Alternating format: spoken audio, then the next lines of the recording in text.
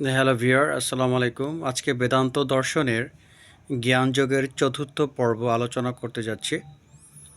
তো আজকের বিষয় হচ্ছে দ্বৈতবাদ, অদ্বৈতবাদ এবং বৌদ্ধ দর্শনের যে মতবাদ তার সাথে একটা বিশ্লেষণমূলক আলোচনা করে একটা পারফেক্ট সিদ্ধান্তে উপনীত হওয়া।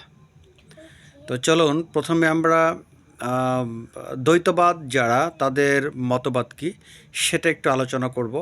তারপর বৌদ্ধ দর্শন কি বলেছে সেটা আলোচনা করব। আর পরিশেষে আমরা অদ্বৈতবাদ যারা তারা কি বলেছেন সেটা একটু আলোচনা করব। তা প্রথমে আমরা চলুন আলোচনা করি দ্বৈতবাদ যারা তাদের দৃষ্টিতে এই জগৎ বা ঈশ্বর কেমন, এটি একটু আগে বিশ্লেষণমূলক আলোচনা করি। দ্বৈতবাদ যারা তাদের মতে মানুষ ঈশ্বরের সৃষ্টি। সো মানুষ এবং ঈশ্বরের মধ্যে অবশ্যই পার্থক্য থাকবে। মানুষ ঈশ্বরের সৃষ্টি, সো মানুষ কখন ঈশ্বর হতে পারে না। মানুষ ঈশ্বরের সৃষ্টি, আর মানুষ তার কর্মের মাধ্যমে হয়তো সে শাস্তি পাবে অথবা সে পুরস্কৃত হবে। আর মানুষ যেহেতু ঈশ্বরের সৃষ্টি, তাই মানুষ অবশ্যই ঈশ্বরের অনুগত হয়ে চলবে। এটাই হচ্ছে আপনার দ্বৈতবাদী যারা তাদের মতবাদ। তারা এই জগৎকে অস্বীকার করেন না, তারা স্রষ্টাকে অস্বীকার করেন না, কিন্তু তারা এটা কখনোই স্বীকার করেন না যে মানুষ ঈশ্বর, এটা তারা স্বীকার করেন না। তাদের মতে দুটোর মধ্যে অবশ্যই একটা থাকবে, ব্যবধান থাকবে। অবশ্যই মানুষ মানুষই এবং ঈশ্বর ঈশ্বরই। এটা হচ্ছে আপনার যারা দ্বৈতবাদ, এটা হচ্ছে তাদের ধারণা। এবার আসেন আপনার বৌদ্ধ দর্শন কি বলে। আপনারা হয়তো জানেন বৌদ্ধ দর্শনে কিন্তু স্রষ্টার অস্তিত্বকে স্বীকার করা হয় না। তারা আত্মার অস্তিত্বকে স্বীকার করে না। তাদের মধ্যে বৌদ্ধ দর্শনের মধ্যে আমরা যেটা পেয়ে থাকি সেটা হচ্ছে যে এই পঞ্চ ইন্দ্রিয় দিয়ে আমরা যেটা জেনে থাকি বা শুনে থাকি বা দেখে থাকি, এটাই হচ্ছে সঠিক। এবং এর বাইরে, এর পশ্চাতে বা মানে যেটা দেখা যায় না, এইরূপ কোনো শক্তি বা আত্মার অস্তিত্ব সম্ভব নয়। কেননা আমরা যেটা ইন্দ্রিয়র সাহায্যে উপলব্ধি করে থাকি সেটাই বাস্তব। এটা হচ্ছে বৌদ্ধ দর্শনের মতবাদ। তাদের মধ্যে, বৌদ্ধ দর্শনের মতে, যে মানুষ মানুষকে মানুষ যা করে সেটা প্রত্যক্ষ করে, ইন্দ্রিয়র দ্বারা সে অভিজ্ঞতা অর্জন করে এবং মানুষ তার কর্মের ফল এই তার ইন্দ্রিয়র সাহায্যেই ভোগ করে থাকে। এটা হচ্ছে আপনার বৌদ্ধ দর্শনের মতবাদ। তাহলে আমরা এখন যেটা জানতে পারলাম সেটা হচ্ছে আপনার দ্বৈতবাদী যারা তাদের মতবাদটা জানতে পারলাম। তারপরে বৌদ্ধ দর্শন কি বলে সেটা জানতে পারলাম। এখন চলুন আমরা আলোচনা করব অদ্বৈতবাদ যারা তারা কি বলছেন। দেখেন, অদ্বৈতবাদের মতে এই সমগ্র বিশ্ব ব্রহ্মাণ্ডই, এই সমগ্র বিশ্ব ব্রহ্মাণ্ডে একটাই অস্তিত্ব বিদ্যমান। তার মানে এখানে আপনি আলাদা কোনো অস্তিত্ব স্বীকার করতে পারবেন না তাদের মতে। অর্থাৎ আপনার যারা অদ্বৈতবাদ, তাদের মতে মানুষই ঈশ্বর। অর্থাৎ মানুষ যখন তার সাধনার মাধ্যমে সর্বোচ্চ শিখরে পৌঁছায়, তখন সে দেখতে পারে যে মানুষই ঈশ্বর। আর এই পুরো বিশ্বটাই একটা সত্তায় বিদ্যমান। এখানে আলাদা দুটোর সত্তা থাকা সম্ভব নয়। অর্থাৎ দুটি আলাদা চিরন্তন সত্তা থাকা সম্ভব নয়। সো এখানে একমাত্র ঈশ্বরের অস্তিত্বই বিদ্যমান, সেখানে মানুষের আলাদা অস্তিত্ব থাকতে পারে না। তার মানে মানুষই ঈশ্বর। এটা হচ্ছে আপনার অদ্বৈতবাদী যারা, এটা হচ্ছে তাদের ধারণা। আর তারা স্বীকার করে থাকেন যে এখানে পুরো বিশ্ব ব্রহ্মাণ্ডে শুধুমাত্র ঈশ্বরের অস্তিত্ব বিদ্যমান আছে। এখন বিষয়টা হচ্ছে যে বেদান্ত দর্শন এই কোন সম্প্রদায়কে সমর্থন করে বা কোন মতবাদকে সমর্থন করে, এটা একটু দেখার বিষয়। যারা বেদান্ত দর্শনের অনুসারী তারা জানেন যে বেদান্ত দর্শন কিন্তু বরাবরই এক কথা বলে আসছে যে সমগ্র বিশ্ব ব্রহ্মাণ্ডে এই জগতে একটি মাত্র অস্তিত্ব সম্ভব, সেখানে পৃথক দুটি অস্তিত্ব সম্ভব নয়। তার মানে বেদান্তবাদী যারা, তারা কিন্তু আপনার অদ্বৈতবাদী যারা, তাদের মতবাদকেই স্বীকার করে থাকেন। আর বেদান্ত দর্শনের চূড়ান্ত লক্ষ্য হচ্ছে যে মানুষই যে ঈশ্বর সেটিকে আবিষ্কার করা, এবং এই জগতে যে একটি সত্তাই আছেন, অন্য কোনো সত্তা নেই, সেটাকে ডিসকভার করাই হচ্ছে বেদান্ত দর্শনের একটি চূড়ান্ত কথা বা চূড়ান্ত মূল লক্ষ্য আমরা বলতে পারি। বেদান্ত দর্শনের মতে মানব আত্মা বিশ্লিষ্ট নয়। অর্থাৎ আপনারা জানেন যে বিশ্লিষ্ট পদার্থ বলতে বোঝায় দুই বা ততোধিক পদার্থের সংমিশ্রণকে বিশ্লিষ্ট বলে। আর যেটা বিশ্লিষ্ট সেটা কিন্তু অবশ্যই ধ্বংসপ্রাপ্ত, সেটা চিরন্তন নয়।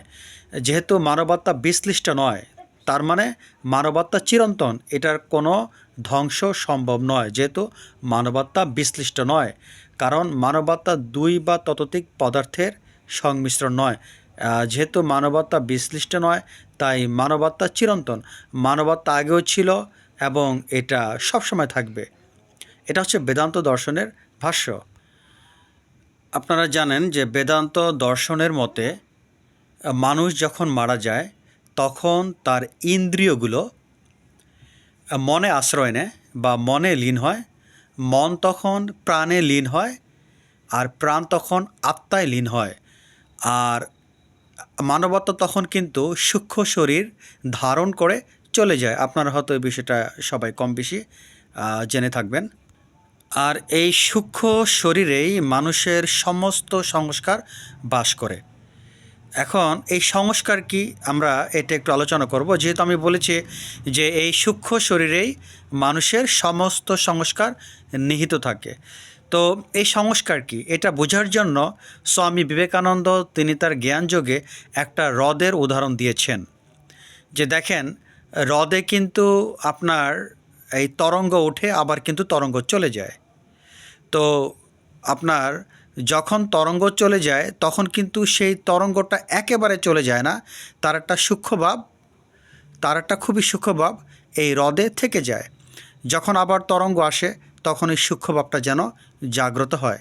তার মানে এই তরঙ্গ আসা বা যাওয়া এটা হ্রদে হয়, কিন্তু সেটা পুরোপুরিভাবে কিন্তু ডিসঅ্যাপিয়ার হয়ে যায় না বা অদৃশ্য হয়ে যায় না।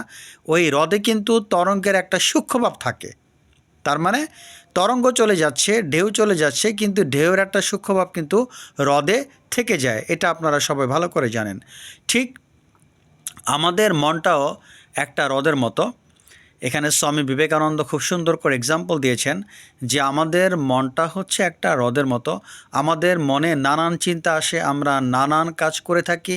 তো এগুলো কিন্তু দেখা যায়, এই কাজগুলো বা এই চিন্তাগুলো একসময় চলে যায়, কিন্তু আমাদের মনে রেখাপাত সৃষ্টি করে, একটা সূক্ষ্মভাব সৃষ্টি করে। তো এই চিন্তা যখন আবার জাগ্রত হয়, অর্থাৎ তরঙ্গর মতো, যেটা মনে আবার উদয় হয়, মনে যখন আবার জাগ্রত হয়, যেই আপনার অতীতের স্মৃতি, অতীতের কোনো কার্যকলাপ যখন আমাদের মনে জাগ্রত হয় এবং সেই স্মৃতিগুলো যখন ফেরত আসে, আমরা তখন তাকে স্মৃতি বলে থাকি। তার মানে এই এই সূক্ষ্মভাবটা, আমরা যে বিভিন্ন চিন্তা করি বা কাজ করি, সেগুলো কিন্তু আপনার একটা সূক্ষ্মভাব, সেটা কিন্তু মনে সবসময় থেকে যায়।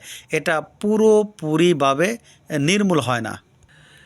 মানুষ মারা গেলেও এই সূক্ষ্ম ভাবগুলো কিন্তু আপনার মানুষের মনে থেকে যায় এবং সেটা পরবর্তীতে সূক্ষ্ম শরীরে আপনার প্রভাব বিস্তার করে থাকে। আর আত্মা কিন্তু, আমাদের আত্মা কিন্তু এই সূক্ষ্মভাব ধারণ করে চলে যায়। এখন এখানে একটা বিষয় আমাদের পরিষ্কার হওয়া দরকার যে এই আত্মা যে সূক্ষ্মভাব ধারণ করে চলে গেল, তার পরিণামটা কি হবে।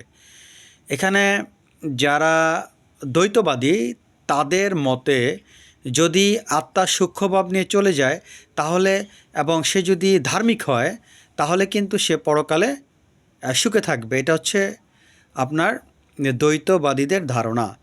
আর অদ্বৈতবাদীদের মতে এই ধার্মিক আত্মা যেগুলো, সেগুলো পরমাত্মার সাথে মিলন সাধন হবে বা পরমাত্মার সাথে একাকার হয়ে যাবে।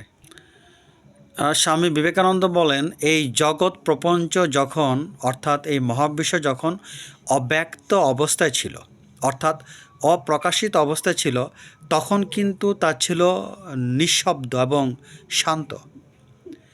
যখন কোনো বিপরীত শক্তি অসাম্য অবস্থায় ছিল না, অর্থাৎ বিপরীত শক্তিগুলো সাম্য অবস্থায় ছিল, অর্থাৎ প্রকৃতপক্ষে তখন কোনো শক্তি ক্রিয়াশীল ছিল না। কেননা সাম্য বৈষম্য অবস্থা ছাড়া ক্রিয়া কিন্তু কখনো কার্যকর হতে পারে না। অর্থাৎ শক্তিটা যখন অন্যভাবে চলবে, অর্থাৎ শক্তিটা যখন বৈষম্য হবে, তখনই কিন্তু সেটা অ্যাক্টিভেট বা কার্যকরী হবে। কারণ হচ্ছে শক্তি বৈষম্য না হলে তার কোনো বিকাশ ঘটে না। আর এই বিশ্ব ব্রহ্মাণ্ড সেই সাম্যাবস্থা পাবার জন্য খুব দ্রুত বেগে চলছে, এবং এই টোটাল বিষয়টা কিন্তু আমরা সবাই জানি। স্বামী বিবেকানন্দ এটি খুব জোর দিয়ে বলেন যে এই পৃথিবী কিন্তু এই মহাবিশ্ব তার সাম্য অবস্থা প্রাপ্তর জন্য গতিশীল অবস্থায় ছুটছে, এবং এটি উনি জোর দিয়ে বলেন যে বিষয়টি কিন্তু আমাদের কম বেশি সবারই জানা আছে। এখানে একটা বিষয় স্পষ্ট করতে হবে যে যতদিন আমাদের মধ্যে দ্বৈতভাব থাকবে, ততদিন কিন্তু আমাদের কাছে পরিণামদর্শী যেটা, এই পরিণামদর্শী কিন্তু আমাদের কাছে থাকবে। দ্বৈতবাদ মনোভাব যতদিন থাকবে, ততদিন কিন্তু আমরা এই পরিণাম যে বিষয়টা, সেটা কিন্তু আমরা অভিজ্ঞতা অর্জন করব। তার কারণ আপনি নিজেকে একটা আলাদা সত্তা মনে করবেন এবং ঈশ্বরকে আলাদা সত্তা মনে করবেন, তখন বৈধ দর্শনের সাথে আপনার কিন্তু একটা অ্যাডজাস্টমেন্ট হবে। সেটা কি? পরিণামদর্শী। আপনাকে পরিণাম ভোগ করতে হবে, আপনি অভিজ্ঞতা অর্জন করছেন ইত্যাদি ইত্যাদি। সেটা কিন্তু দ্বৈতবাদ থাকা সাপেক্ষে। তার মানে দ্বৈতবাদ থাকা সাপেক্ষে আমি যে একটা আলাদা সত্তা, ঈশ্বর আলাদা সত্তা, জগৎ আলাদা সত্তা, এইটা হচ্ছে দ্বৈতবাদ। এই দ্বৈতবাদ থাকা অবস্থায় মানুষের মধ্যে পরিণামদর্শী তার মধ্যে থাকবে। সে পরিণামের অভিজ্ঞতা সে ভোগ করবে, এবং এটাই হচ্ছে আপনার চরম বাস্তবতা। আর আরেকটা বিষয় এখানে স্পষ্ট করা দরকার, সেটা হচ্ছে যে পরিণাম প্রবাহ যেটা আমি মাত্র উল্লেখ করলাম, পরিণাম প্রবাহ যেটা আমি উল্লেখ করলাম, সেটা কিন্তু আপনার দ্বৈতবাদী যারা, তারাও যেমন স্বীকার করে, তেমনি বৈধ দর্শনে কিন্তু এই পরিণাম প্রবাহকে স্বীকার করে থাকে। এখানে একটা বিষয়, যিনি শুধু দেহকে দেখেন, তিনি কিন্তু মনকে দেখেন না। অর্থাৎ আমাদের মধ্যে যারা দেহকে মুখ্য বিষয় মনে করে, তারা কিন্তু মনকে দেখেন না। আবার যারা মনকে মুখ্য বিষয় মনে করেন, তারা কিন্তু দেহকে দেখেন না। আবার যারা আত্মাকে মুখ্য বিষয় মনে করেন, তারা কিন্তু দেহ বা মন কোনোটাকেই দেখেন না। অর্থাৎ এখানে কিন্তু আপনার ক্লাসিফাই হচ্ছে, এখানে কিন্তু আপনার ভিন্ন ভিন্ন হচ্ছে। যিনি জগৎকে গতিশীল দেখেন, তার কাছে স্থিতিশীলের কোনো ভ্যালু বা মূল্য নেই। আবার যিনি জগৎকে স্থিতিশীল বা শান্ত দেখেন, তার কাছে গতি বা চঞ্চলতার কোনো মূল্য নেই। এখানে একটা বিষয় বলে রাখতে হবে যে একই জগৎ এক এক ব্যক্তির কাছে এক এক রকম দৃশ্যমান হচ্ছে। উদাহরণস্বরূপ স্বামী বিবেকানন্দ এখানে একটা এক্সাম্পল সেট করেছেন, সেটা হচ্ছে কি, যেমন আপনার এই রজ্জু অর্থাৎ রশিকে আপনি ভুলবশত সাপ দেখলেন, কিন্তু রশি জায়গায় আছে। আপনার এখানে অ্যাসেসমেন্ট ক্ষমতাটা অন্যরকম হওয়াতে আপনি একই রশিকে সাপ মনে করছেন, কিন্তু যিনি এটাকে রশি জানেন, তিনি কিন্তু সাপ মনে করছেন না, বা তিনি এতে ভীত হচ্ছেন না। তাহলে একই বস্তু কিন্তু মানুষের মেন্টালিটি সাপেক্ষে ভিন্ন ভিন্নভাবে প্রতীয়মান হচ্ছে। সো জগৎ কিন্তু একই রকম, কিন্তু ব্যক্তির উপলব্ধি সাপেক্ষে সেটা কিন্তু ভিন্ন ভিন্নভাবে প্রতীয়মান হচ্ছে। আমি মোটামুটি আলোচনার শেষ পর্যায়ে আসছি। আসলে এটা একটা দার্শনিক টার্ম, এটাকে কিন্তু আপনার একটি ভিডিওতে সম্পূর্ণ শেষ করা সম্ভব নয়। এজন্য আমি ভিডিওগুলোকে ভাগ ভাগ করেছি। আজকে বেদান্ত দর্শনের চতুর্থ পর্ব, জ্ঞানযোগের চতুর্থ পর্ব। আপনারা এটিকে ভালো করে বোঝার জন্য প্রত্যেকটি ভিডিও ভালো করে দেখবেন, এবং পঞ্চম, ষষ্ঠ এইভাবে প্রত্যেকটি ভিডিও দেখলে আপনারা এর সম্পর্কে একটা সম্যক ধারণা পাবেন। তো এখন সর্বশেষ কথা বলে আমি আজকে ভিডিওটা শেষ করতে চাচ্ছি। দেখেন, এই জগতে কিন্তু একটা সত্তাই বিদ্যমান আছে, অর্থাৎ একটা অস্তিত্ব বিদ্যমান আছে, কিন্তু আমরা সেটাকে ভিন্ন ভিন্ন দেখে থাকি। আমরা সেটাকে ভিন্ন রূপের কারণে, ভিন্ন নামের কারণে আমাদের কাছে এই জগতের বিভিন্ন বিষয়গুলোকে আমাদেরকে আলাদা আলাদা মনে হয়। আপনারা একটা জিনিস দেখেন, কেউ যদি আপনাকে রহিম সাহেব বলে ডাক দেন, তাহলে কিন্তু উনি যে আপনাকে রহিম সাহেব বলে ডাক দিচ্ছেন, উনি কিন্তু আপনার চোখকে ইঙ্গিত করেননি, আপনার নাককে ইঙ্গিত করেননি, আপনার মাথাকে ইঙ্গিত করেননি, আপনার দেহকে ইঙ্গিত করেননি, উনি কিন্তু ও আপনার পাকে ইঙ্গিত করেননি, উনি কিন্তু আপনার সম্পূর্ণ দেহকে ইঙ্গিত করেছেন এবং আপনাকে রহিম সাহেব বলে ডাক দিয়েছেন। এখানে এই সমগ্র পৃথিবীটা, আমি একজন, কামাল একজন, জামাল একজন, এই যে ভিন্ন ভিন্ন নাম রূপ, সেটার কারণে জগৎটাকে আমাদের কাছে টোটালি ভিন্ন ভিন্ন মনে হচ্ছে। তার মানে হচ্ছে, আপনি যতদিন এভাবে নিজেকে আলাদা মনে করবেন, একটা আলাদা রূপ দিবেন, একটা আলাদা নাম দিবেন, জগৎ আপনার কাছে ভিন্ন মনে হবে। অর্থাৎ আপনি যখন, আমি আগের ভিডিওতে উল্লেখ করেছিলাম, আপনি যখন ব্যক্তিকেন্দ্রিক, আপনি যখন সামষ্টিক নয়, আপনি যখন নিজেকে আলাদা মনে করবেন, জগৎ আপনার কাছে ভিন্ন বলে প্রতীয়মান হবে।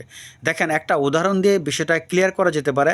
স্বামী বিবেকানন্দ তার জ্ঞানযোগে কিন্তু এই বিষয়ে স্পষ্ট করেছেন একটা সমুদ্রের উদাহরণ দিয়ে। দেখেন, একই সমুদ্র যখন শান্ত থাকে, পুরো সমুদ্রটাকে আমাদের কাছে শুধু সমুদ্র হিসেবে বিবেচিত হয়। কিন্তু যখন সমুদ্রে ঢেউয়ের সৃষ্টি হয়, তখন কিন্তু আমরা ওই ঢেউয়ের নাম দিয়ে থাকি ঢেউ। কারণ ঢেউটাকে আমরা আলাদা মনে করি এবং ঢেউয়ের রূপটাকে আমরা আলাদা মনে করি। তার মানে নাম এবং রূপের কারণে কিন্তু ঢেউকে আলাদা করা হচ্ছে। প্রকৃতপক্ষে আপনি কি সমুদ্র ছাড়া ঢেউয়ের অস্তিত্ব কল্পনা করতে পারেন? সেটা কিন্তু আদৌ সম্ভব নয়। তার মানে ঢেউ কিন্তু সমুদ্রের অস্তিত্ব। তার মানে ঢেউয়ের অস্তিত্ব কিন্তু টোটালি ডিপেন্ড করছে সমুদ্রের অস্তিত্বের উপরে। অথচ আমরা এটা জানা সত্ত্বেও আমরা ঢেউকে যেহেতু আমরা আলাদাভাবে দেখে থাকি, এজন্য ঢেউটাকে আমরা ঢেউ বলে থাকি এবং আমরা মনে করে থাকি যে ঢেউ হচ্ছে সমুদ্র থেকে হয়তো আলাদা একটা সত্তা। কিন্তু এই ঢেউটা কিন্তু সমুদ্র থেকে সৃষ্টি। ঠিক একইভাবে এই সমগ্র জগতে নাম এবং রূপের কারণে, নাম এবং রূপের কারণে জগৎটাকে আমাদের কাছে ভিন্ন ভিন্ন বলে মনে হয়। কিন্তু প্রকৃতপক্ষে এই পুরো জগতে একজনের অস্তিত্ব বিদ্যমান, যিনি হচ্ছেন ঈশ্বর। তো প্রিয় দর্শক, ভিডিওটি আজ এই পর্যন্তই রাখতে চাচ্ছি। চেষ্টা করেছি এই সহজ উপস্থাপন করার জন্য। তো তার পরবর্তী ভিডিও আপনারা পঞ্চম ভিডিওটি দেখবেন ইনশাল্লাহ, এবং সেখানে জ্ঞানযোগের আমি আরও অন্যান্য বিষয় আলোচনা করব। বিষয়গুলো একটু জটিল হওয়াতে আপনারা একটু ধৈর্য সহকারে প্রতিটি ভিডিও খুব ভালো করে দেখবেন। আজ এই পর্যন্ত, সবাই ভালো থাকেন। আল্লাহ হাফেজ।